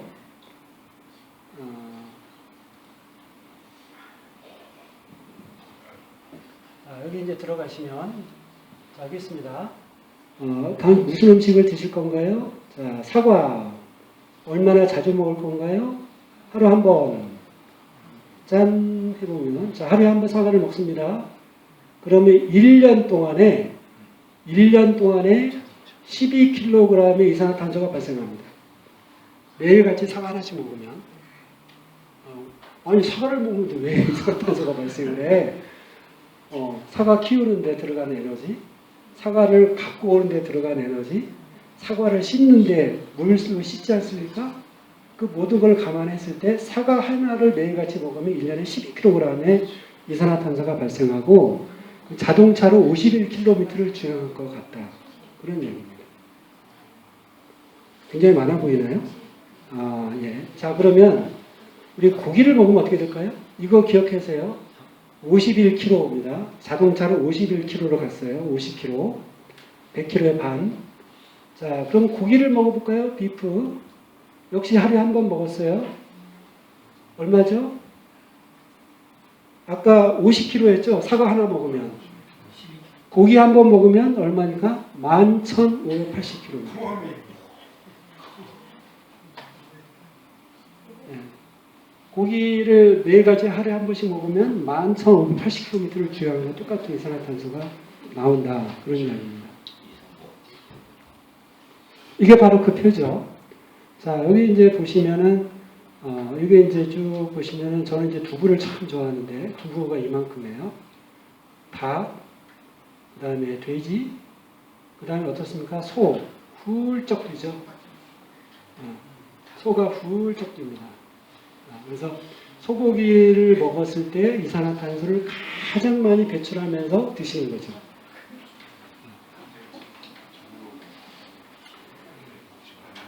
네, 그래서 소고기 맛있습니다. 맛있는데 저는 제가 이제 그 채식주의자가 되기로 결심을 했었습니다. 했었고 제가 회사에 있을 때 제 부서원이 한 100명 정도 됐습니다. 근데 이제 제가 회식을 할 때는 무조건 채식이에요.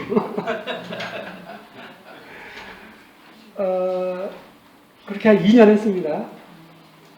근데 이제 알고 봤더니 이제 슬슬 뭐가 들어오는 거예요. 막 귀 잘 때 막 귀가 가렵고 왜 이렇게 가렵지? 했더니 이제 우리 부서원들이 이제 반란을 꾸미는 거죠. 못 살겠어. 고기 먹고 싶은데 회식 때마다 이게 무슨 짓이야? 네. 그래서 저의 이제 그 독재 타도를 일치는 그 함성이 제 부서에 막 남치고 그랬어요. 예. 그다음에 이제 이거는요. 이것도 환경 스페셜에 나온 건데 여러분 한번 이거 퀴즈는 아닙니다. 자, 우리가 생산하는 1년에 생산하는 음식의 총량이 100이라고 합시다. 그러면 그중에 3분의 1을 딱 쪼갭니다. 30%는 무조건 버려집니다. 현재 통계를 보면 무조건 버려져요. 먹을 수 있는데도. 나머지 30%는 어디로 갑니까? 가축이 먹습니다. 그러면 인간은 뭘 먹나요? 나머지 3분의 1을 먹는 거예요. 아까 제가 월드미터에서 오늘 하루 굶어 죽는 숫자를 보여드렸죠? 이것이 우리의 현실이죠. 자, 먹다 버릴 지구는 없다. 이거 꼭 한번 보시기 바랍니다.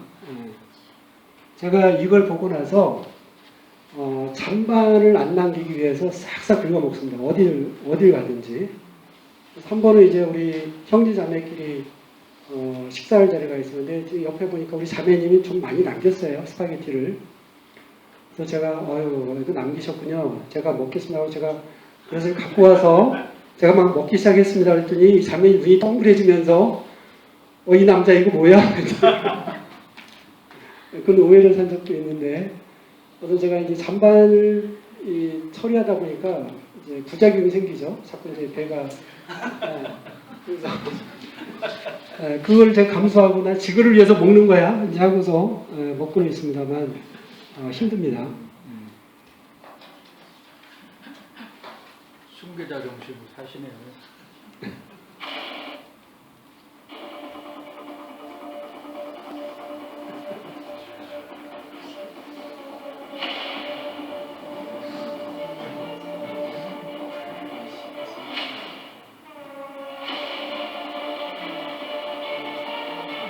It's absolutely insane. In the trash. You know what's going on.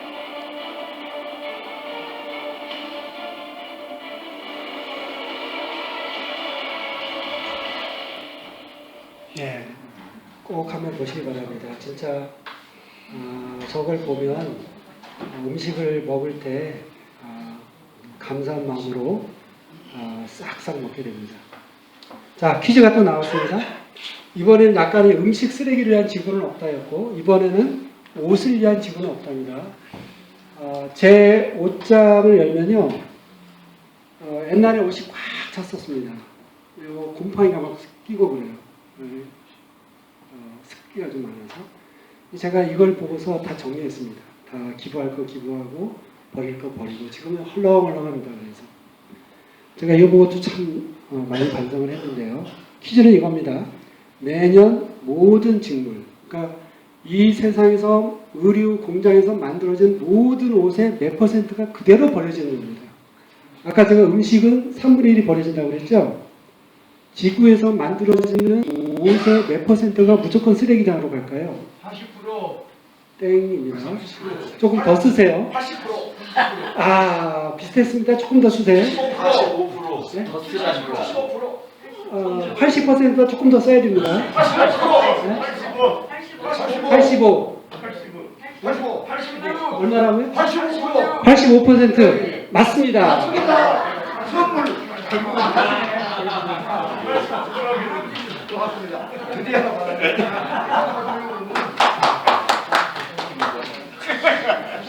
지금 그 만들어지는 옷의 85%가 무조건 쓰레기입니다. 어디로 가냐면요, 동남아로 가요. 동남아, 아프리카로. 이게 어마어마한 쓰레기 산이 만들어져 있고요. 그로 인한 지금 그 지하수 오염이 엄청나죠. 왜 그럴까요? 왜 이렇게 85% 그냥 버려질까요? 이건 퀴즈는 아니지만 혹시 생각을 해보실까요? 왜 85%가 그냥 버려질까요? 답을 맞추시면서. 그까지 맞춰야 안 맞으니까. 아, 사이즈가 안 맞으니까. 아닙니다. 유행. 유행도 간접적인 이유겠지만 하지만 직접적인 이유는 아닙니다. 성경적으로 풀면요, 예. 인간은요, 예. 육신의 정욕과 이생의 자랑과 안목의 정욕이 예. 아멘입니다. 예. 아멘인데 정답은 아닙니다. 너무 깊게 들었어요. 돈입니다, 돈. 왜냐하면 그 가격을 유지하기 위해서. 할인해서 파느니 버리는 거예요. 그 가격이 떨어지는 걸 막기 위해서. 그러니까 가격이 안 떨어져야 기업이 그 수입이 올라가기 때문에. 그래서 버리는 겁니다. 그럼 옷값에 굉장한 거품이 들어가 있다는 말이죠. 그렇죠. 네, 어마어마하죠. 자, 나머지는 제가 오늘 강의한 거는 PDF로 제가 나눠드릴 테니까요. 필기는 안 하셔도 되겠습니다. 자, 이것도 정말 한번 꼭 보시기 바랍니다. 제가 이것을 보고 나서 1년에 옷을 한 벌도 안 사는 때가 많습니다. 저 요즘은 옷을 1년에 한 벌도 안 삽니다. 꼭 한번 보시기 바라고요. 자, 이제부터는 3부입니다. 그러면 우리 일상을 어떻게 살 것인가 구체적으로. 여러 가지가 있겠지만 저는 3가지를 제안을 해드리고 싶습니다. 첫째, 무소유의 삶. 영어로 폼나게 미니멀 라이프라고 합니다. 네. 두 번째, 쓰레기 제로의 삶. 제로 웨이스트 라이프고요. 세 번째, 채식하기, 베지테리언. 네. 자, 미니멀 라이프입니다. 첫 번째, 사회가 요구하는 라이프 스타일, 유행. 아까 말씀하신 유행 맞습니다. 정답은 아니었지만 유행을 따라가기 위해서 멀쩡한 옷을 안 입고 버리죠. 그렇죠? 저도 이렇게 쫄바지가 한때 유행했었잖아요. 요즘 젊은 친구들은 쫄바지 안 입어요. 나팔바지 입고 다니지. 그러면 쫄바지 멀쩡한데 버리거든요. 유행이 지났다고. 그 다음에 에티켓입니다. 제가 얼마 전에 제 후배 결혼식에 참석을 했는데 뷔페였어요. 여러분 뷔페 가시면 한 번만 하고 끝나는 분이 거의 없죠? 적어도 2-3번은 돌죠? 그러면 2-3번 돌 때 그 접시 플레이트 그대로 들고 가십니까? 계속 바꾸십니까? 제가 유심히 봤어요. 유심히 봤더니 대부분의 분들이 계속 바꿉니다. 플레이트를. 그리고 자기가 먹다 남은 플레이트를 놓고 새 플레이트를 써야 교양인, 문화인인 것처럼 있어 보이는 것처럼 생각을 하는 거죠. 그리고 내가 먹던 플레이트 들고 가면 이상하게 생각합니다. 없어 보이네. 저는 들고 갑니다. 2번이나 3번이나. 왜냐하면 그 씻을 때 세제가 필요하고 물이 필요하지 않습니까? 그렇게 안 해도 되는데 꼭 그렇게 해야 되나요? 그리고 상품성이 없는 물품, 이건 무슨 말이냐면 상품성이 없는 물품 구매하기. 제가 이제 지난해 내려오기 전에 도시의 마트에 가면요. 고추든 가지든 사면 반듯반듯해요. 어떻게 얘네들은 반듯반듯 잘 자랄까? 길이도 참 일정하고, 참 농장을 하나님께서 참 복을 많이 주셔서 반듯반듯하게 잘 자라는구나. 지난해 내려와서 키워봤어요. 가지도 키우고 고추도 키워봤더니 이게 가관입니다. 막 빙글빙글 도는 애도 있고 중간에 썩는 애도 있고 근데 맛은 괜찮아요. 상하지 않았어요. 그걸 다 버리는 거예요. 상품성이 없다는 이유로.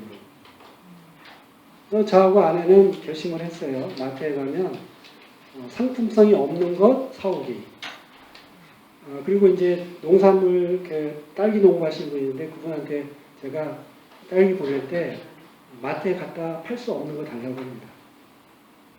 내가 안 먹으면 버려지니까.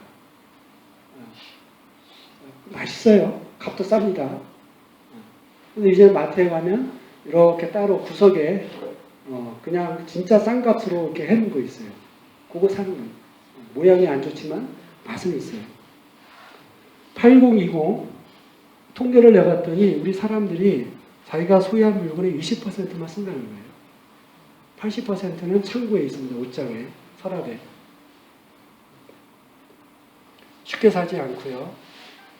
대량 폐기후 깨달음 이 말씀 제가 한번 할게요. 얼마 전에 이제 저희 장모님은 이제 연세가 좀 많으시고 약간 그 치매기가 오셔서 저희 이제 친지분 집으로 이렇게 모셨습니다. 네, 장인 어른 돌아가셨고요. 그분이 아파트에서 거의 한 40년 가까이 사셨어요. 40년 만에 그 아파트를 정리를 하는 거예요. 그 아파트를 정리하는데 한 달 걸렸습니다. 쓰레기 정리하는데. 네. 그러면서 저하고 와이프하고 그 우리 가족들이 굳게 결심했습니다. 우리 자식 고생시키지 말자. 우리가 죽었을 때 이거 집안 정리한다고 한 달 여기다 쓰지 말게 하자. 진짜 놀랐습니다. 구석구석에서 뭐가 나옵니다. 구석구석에서. 그 다음에 다행히 여기서는 저한테 선물을 안 주셨죠. 정말 고맙습니다. 저한테 선물 주신다고 하면 제가 거절합니다. 왜냐하면 저 이미 제가 평생 죽을 때까지 쓸 거 다 갖고 있어요. 근데 뭘 또 주세요? 어디 또 들어갑니다. 그럼 제 자식이 고생해요. 그래서 제발 선물 주지 마시라. 제발 판촉물 안 받습니다. 이거는 왜 줬습니까? 이거는 쓰시라고 준 거예요. 네. 자, 이게 이제 제 친지분이 실제로 이렇게 리필 스테이션 제로 웨이스트 샵을 하고 있습니다. 가게를 열어서.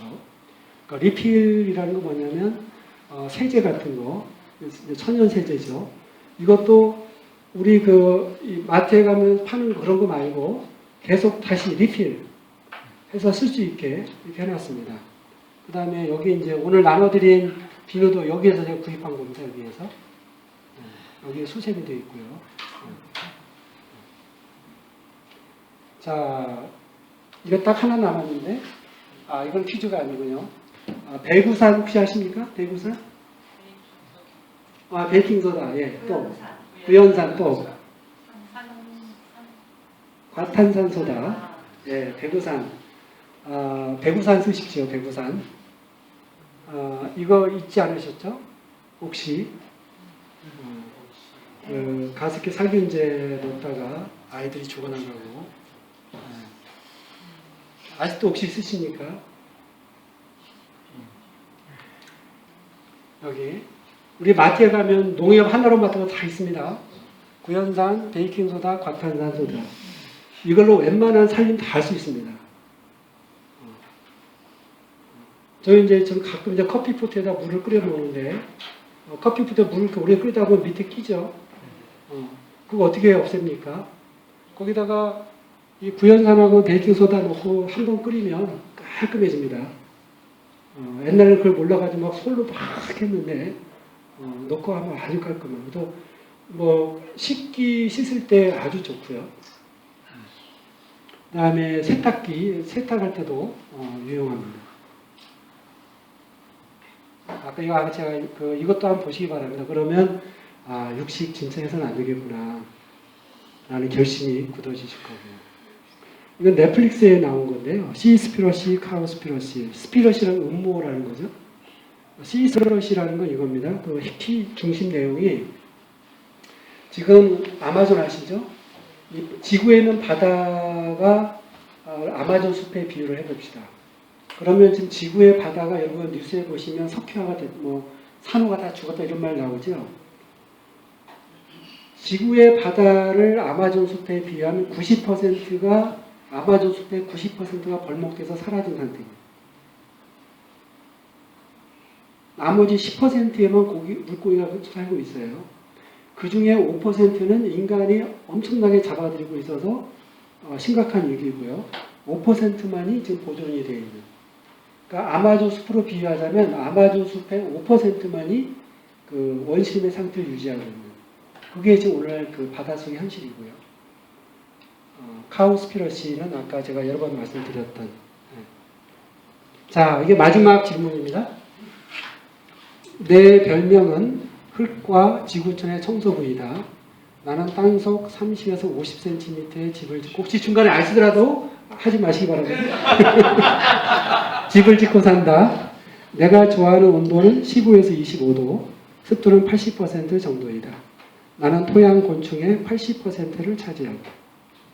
흙 속에 살면서 낙엽부터 야생 동물의 배설물을 먹고 1년에 20kg 정도의 분변토를 생산하는데 나의 분변토는 지구상에서 가장 질이 좋은 퇴비로 알려져 있다.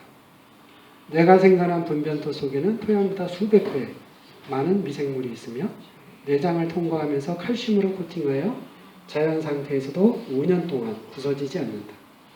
나는 흙 속에서 공기 구멍을 만들어주고 물 빠짐이 좋게 한다. 나는 누구일까요? 예. 지렁이. 네, 맞습니다. 지렁이.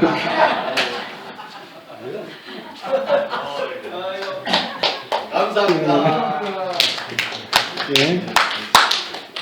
제가 처음에 시간에 와서 땅바닥 지렁이를 보고 얼마나 놀랐는지 몰라요. 지렁이가 가족으로 살더라고요.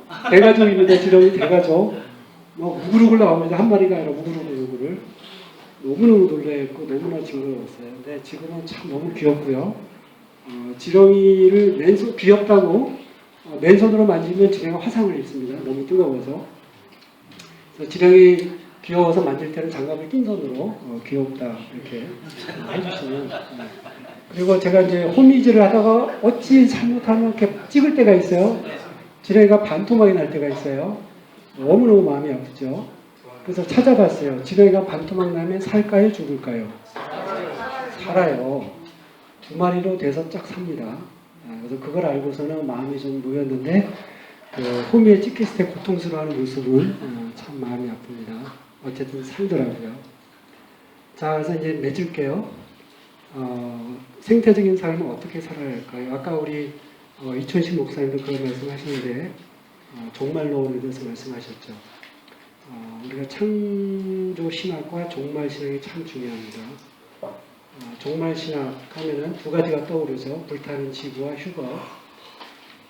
제가 오늘 불타는 지구와 휴거에 대해서는 말씀을 나누지 않았습니다. 근데 이 불타는 지구와 휴거에 대해서 올바른 해석과 적용이 필요하다 생각을 합니다.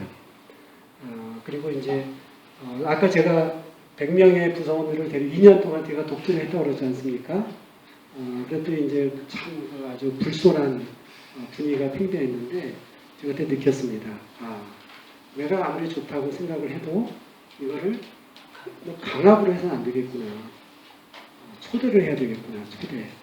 내가 이렇게 생태적인 삶을 살고 있으니 당신도 같이 했으면 좋겠다. 그렇게 생각을 했습니다. 예, 마지막으로 비디오 하나만 보고 마칠게요. 자, 내가 생태적인 삶을 산다고 해서 과연 지구가 바뀔까요?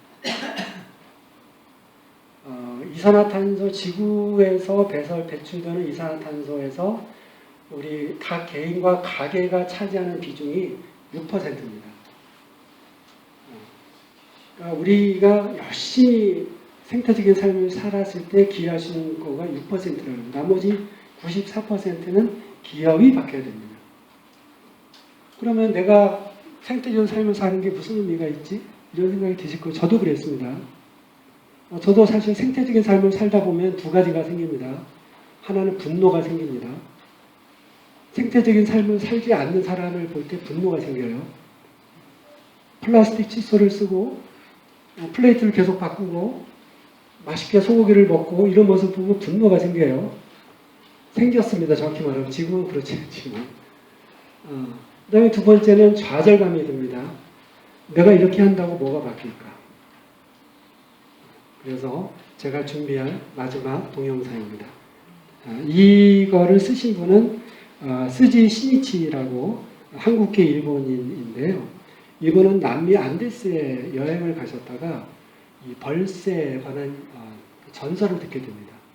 그리고 이분이 너무너무 감동을 받아서 이분이 이제 환경운동가시거든요. 이분이 너무 감동을 받아서 그 전설을 이렇게 책으로 쓰셨습니다. 그리고 이 비디오는 그 책 내용을 보여주는 거예요. 그래서 이거를 보시고 제 강의는 마치겠습니다. 네, 너무 죄송합니다. 제가 시간을 다 써버려서 죄송합니다. 자, 마지막으로 한 편 볼게요. 이게 어떻게 됐지?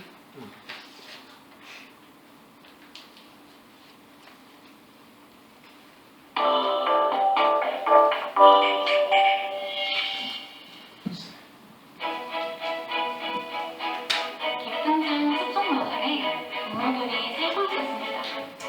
그러던 어느 날 모든 것을 태워버릴 것 같은 엄청난 불이 마을에 덮쳤습니다. 지구의 상태가 좀 동물들은 저렇습니다. 불타는 숲을 안타까워하며 하염없이 바라보고만 있었습니다. 그때 작은 벌새 한 마리가 불타오르는 숲과 연못을 계속 왔다 갔다 하며 바쁘게 움직였습니다.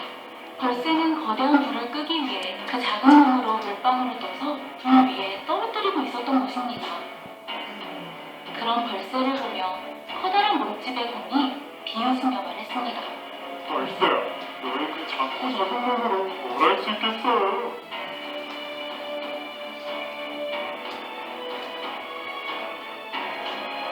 옆에 있던 여우도 벌새의 행동을 어이없어하며 외쳤습니다. 야, 벌써야. 그렇게 노력해봤자 아무 소용없어. 너만 다칠 뿐이야. 걱정스러운 목소리로 다람쥐가 말했습니다. 벌써야, 이렇게 아무도 안 도와주는데 너 혼자 뭘 할 수 있겠어. 그만둬.